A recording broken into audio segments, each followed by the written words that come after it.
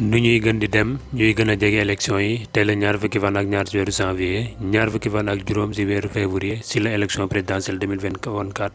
waram fi nga xamante ni moo di ci Sénégal jamono jii nag candidat yi yëpp nag mën nañ ne validé nañ leen ñi nga xamante ñoo war a bokk ci élection yooyee Bassirou Diomaye Faye nag nekk candidat boo xamante ni ginnaaw bi nga xamante ni validé guñ ko ñu bëri ci journalistes yi wala ñuy woowee seen bopp ay chroniqueur nekk ci biir réew mi fii di Sénégal doon wax ne moom mii kat di Bassirou Diomaye Faye di bokk ci élection présidentielle yi nga xamante moom la ñu dëgmal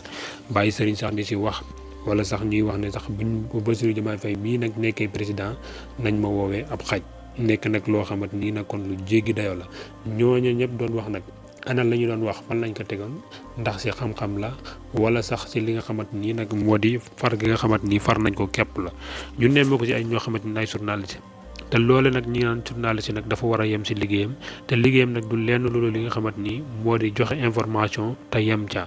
waaye nag yaakaar naa ne ku nekk mën ngaa commentaire ci li nga xamante ni moo di xew ci réew mi waaye loolu yaakaar naa ne nag bala nga koy def day fekk na nga sol beneen casquette boo xamante ni nekkul casquette journaliste kon ñi nga xamante ni ñoo daan wër plateau yi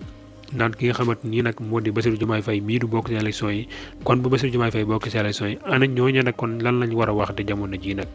léegi nag wax ñi nag nekkatul lenn lu dul li nga xamante nii nag mooy yéen ñi nga xamante ni yéen a war a woote te yor seen i carte d'identité seen carte d'identité nekk fi nga xamante nii nag moo di ci bërëb yi nga xamante fa leen ko war a jëlee ji mooy ci préfecture yi wala sous-préfet fi ni mel kon yéen nag dem leen jëli seen carte d'identité te das fanaanal te xam ne li des suñu diggante ak élection yi mën nañ ay fan képp la ndax nag bëreetul